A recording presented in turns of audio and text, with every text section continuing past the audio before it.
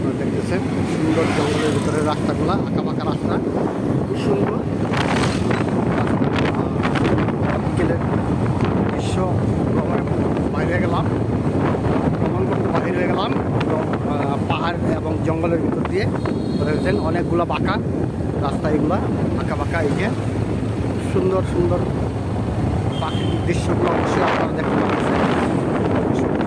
আমরা চলে আসলাম ফুলবাড়ি